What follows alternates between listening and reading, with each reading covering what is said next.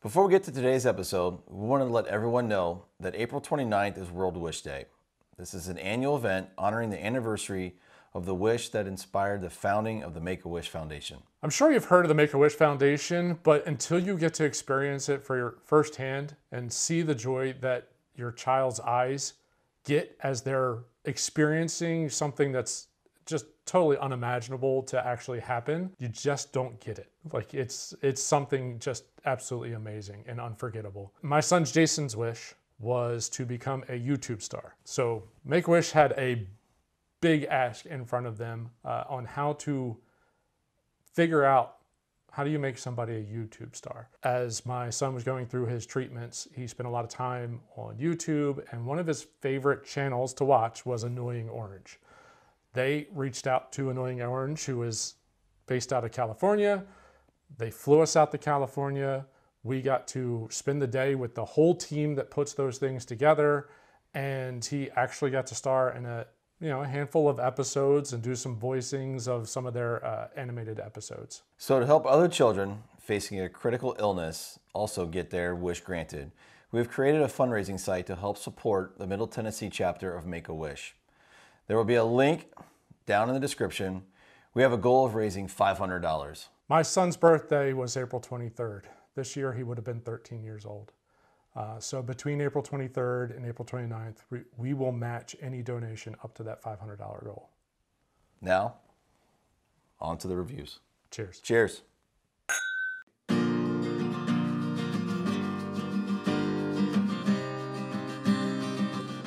Welcome back to Exploring Whiskeys. I'm Eric. I'm Kevin. Today we're going to be sampling, well, somebody that wants to define their own category. I love it. So this is Oban. It's the 14-year edition. And forgive me if I'm not saying Oban right. I'm not sure. Is it Oban? Oh, I'm not sure. Didn't look up the phonetic on that one. This is a Western Edge Highland Scotch. So they kind of wanted to define like a subcategory of Highland. So it is a Highland Scotch, and that technically just falls into that. But it's right on the water. The border. So you're going to pick up a little bit more of the oceany notes. And they do have a, what was it? I think it was like 2 to 4 parts per million of smoke. Oh, yeah. That, what the Islas do in the 30s and 40s, like 2 or 3, something like that. Very low. Super low, but it's going to be there. So I expect this to be kind of an Highland Scotch with a little bit of the notes that you're going to get from, just a touch of the islands. Islas. The Islas, just a touch. Anyway. It's an old distillery. Been around a while. Late 1700s? I'm going to say 94. 1794. So that is well over 200 years old. Not bad. No, it started off with 2 pot stills and 7 people running it. Or is that still the same today? No.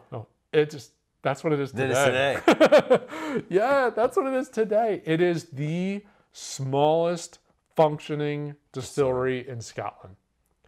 That's just awesome. One of the oldest, and it is so small. 2 pot stills is all they're running. They run a double worm to do the cooling and all that kind of stuff.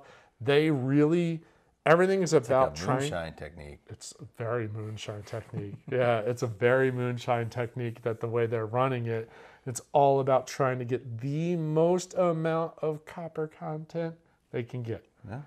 So. Color-wise, it looks... It's got a little darkness to it. Little darkness to it. I ain't gonna lie, I forgot to look. Forgot to look to see if there's anything added to it. Like everything that I've read about how much they care about the whiskey, I don't feel like they'd want to add something to it. I don't think there's any coloring added to this one. But for a small quantity.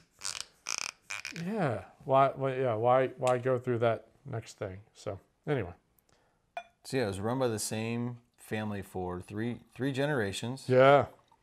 Then kind of like most. Yeah, they ended up selling. They sold off to the Diageo group. I think at some point Dewar's own them. Yeah, for a brief. Yeah, Yeah, I did for read like a that, little yeah. bit. Closed down twice. Yeah. From 1931 to 1937 for the Great Depression. Then, again, 69 to 72. Yeah, just renovations. Yeah, Why not? 2 years. Let's just shut her down. Shut her down. Start over. Keep everything in the barn. I gotta assume that's probably around the same time that like Diageo got involved. One of the either Dewar's or Diageo probably got involved and said, "All right, we're gonna redo this." Some of the other interesting parts. This is one of the few distilleries in Scotland it is like the town was built around the distillery, not the distillery was built next to the town. Looks kind of cool. So the pictures I've seen of it. Yeah, it's like right off the main square. Yep. And that nose is awesome. Yeah. Yeah, that's a lot of Highland malt nose. There's the honeys, there's the sweet malty notes. I don't smell a particular smoke or anything like that, but really nice nose. Smooth. Yeah. Dries up at the end. A little oaky. Yep. Yeah. Sweet. Well, that 2 or 3 parts per minute, I'm not getting it. I don't get really. There's a hint, like way at the end, there's a hint of, I'd say a hint of a smoke. It also could just be a hint of a barrel. Yeah. Like a little bit of a char coming off of a barrel. 14 years sitting in a barrel. It's going to pick up something. Yeah, I think it's where it picks up a lot of its color. That's very nice. I know in a handful of Facebook groups, when people are asking, hey, I want to buy someone a gift for around $100 or $80, I've even commented, dude, the Oban 14, you can't, like, that's not, nobody going to be offended by that. That is a really, really nice bottle. Mm-hmm. No, great flavor, great nose. I really like the nose. The nose is amazing. The flavor's good. This is the Diageo, the Classic Malts. This is one of the ones that kind of go in that whole thing with a lot of other, like the Taliskers, which we did the sampler pack. Yeah. I can never say it, but the Lagavulin. You know, all those are kind of the same Diageo go-tos. Yeah, this is nice. I think the initial across the tongue is kind of but once it kind of rolls to the back, it's delicious. There's something weird on the front palate. Yeah, it's almost a little chemically. Chemically, metallic-y. Is that a word? Chemically? It is for this episode. Yeah. So there's almost a little something there that doesn't quite taste right. The finish is really nice. Once you get across the tip of the tongue, it's very nice. Perfect. So the nose is amazing. The finish is really good. Mm-hmm. The palate's a little off. I don't know what just that is. The initial palate. Yeah, the very beginning of that palate. What else do they have in their lineup? Like everyone else, it's like they have a handful 12, of different ones. They have ages. They have, I want to say they have a finish or two. They definitely do the ages. I think that's more their thing. That they do a lot of the, this is their baseline is a 14-year-old whiskey. That's impressive. That's where they're starting. That's a long time to wait. That's a long time to wait to bottle something. So I want to say they have an 18. That's kind of more what they're going through. I can't remember if they have if there's a special, like a finished release or something along those lines. I don't remember off the top of my head on that one. Proof-wise, though, this is a little bit more. 86. Not bad for a Scotch, at least. But it's in the right direction. It's in the right direction. For us, at least. Would really like that 90 to 92. I think that's the sweet spot from all the Irish and Scotch that we've had. But 86 is, you're at least there. You're not proofing it all the way down to 80. So that's positive. It is not a cheap bottle. It's not actually really easy to find anymore either. It's a little bit harder. And I wonder if it's just because it's a little bit... In the single malt Scotch worlds, this is something that's known. So it's... I think it goes back to you said, though, like their baseline's 14 years. 14 years. 14 years. Yeah. But I want to say the MSRP officially in the United States is like $60. This was 80. I've not seen it for less than that. I haven't Yep. seen it for less than that.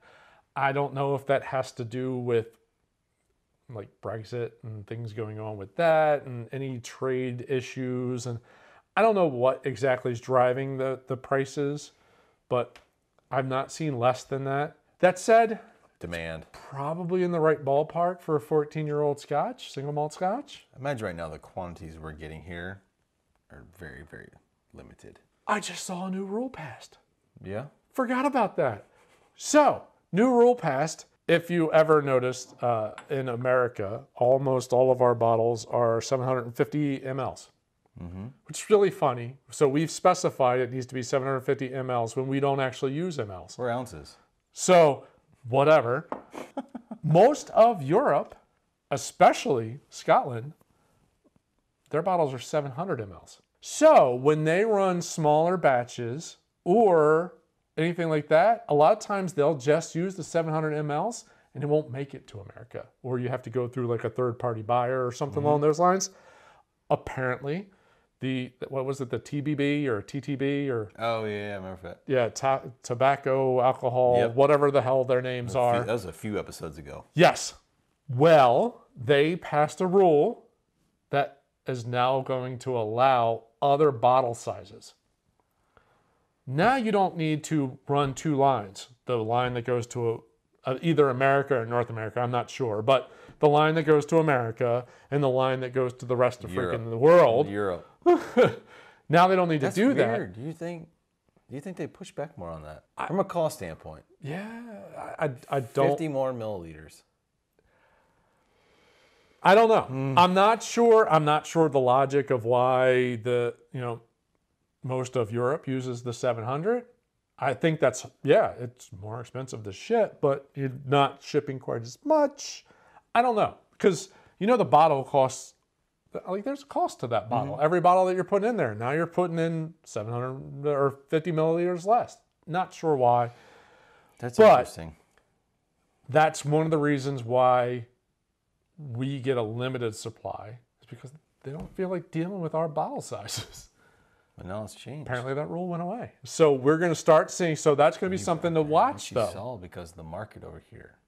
Yeah. Oh yeah, absolutely. I think more and more people are getting into Scotch in North America, and they were just like, yeah, we need to flip the lines. we need to make sure that they can get a good amount of our whiskey. The only kicker not concerned, but I'm interested to age. watch.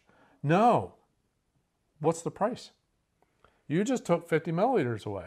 Are you going to drop the price by an equivalent dollar amount to make it so that it's worthwhile? Or do you say, hey, this bottle, whatever, the MSRP, like I said, was like 60-ish bucks. Well, now it's 700 milliliters and it's still $60. That's my guess. Is I don't think they're going to drop the prices necessarily. They're just going to play the game that the grocery stores used to play, where they bring the size down a little bit and keep the price. You know what? I think people are going to catch on to that game. But are they going to care? Because there'll be more quantity now. Because they don't have to run it as two I separate think it's lines. going to be split. It's going to be interesting to watch. I think there's going to be half of the market that's going to be like, you know what? It's here. I can buy 2 bottles when I used to only be able to buy 1. I don't care. Right. I'm going to pay $1.20 for 2. Yeah. Or there's going to be one like, you know what? You're ripping me off by 50 mLs. I mean, yeah. It should be 50, Yeah. 45. Right. Cut it down, something, whatever it is. But I think it's going to be met with mixed reception. well, my guess is in the initial part, they won't change the price. Just as a market tester. I think it And then- will, but I think it's going to be a small. Not as much, not an equivalent. Yeah. Yeah. So if the Drop it price $5 should have went down $5, drop it they only do $5. like 3. Yeah, or Something drop like it that. 5 when it probably should have gone down like 8. Right. Yeah. Okay. Yeah, that's a possibility too. I think that's probably what'll happen. You know what? But I'd be fine with that. Me too. As long as there's more stuff coming and more options and more. I mean, there's a lot of really small scotches that, like small Scotch distilleries, that never even make it here because they only have the facilities to bottle the 700s. and they can't buy a whole inventory of 700s and a whole inventory of 750s. It's not worthwhile for them. We don't get it. You just think at this point it'd just be universal. Again, Make it easier. we're using MLs on a liquor, and we don't use MLs in America. So, yeah, I agree. There should be some things that are universal, but we tend to try to make things more difficult. My guess is 750 probably conveniently converts to some kind of an ounce thing, where 700 doesn't, and we're like, yeah, we don't like those fractions. That's my guess. I have no idea. I didn't do the math on that, but that's my guess as to why. I'm going to say, wow, that was a complete weird tangent, but tangent over. Informative though. Yeah, tangent over. Really excited to see more whiskeys coming into America because we've now allowed 700 milliliter bottles. But this bottle is a great nose, amazing nose. I think this is probably one of the best, not overly sweet Scotch noses. It's not like super like. It's got more complexity to it than Glenlivet. Yes. Or Glenmorangie. Yes. For sure. So I really like the nose.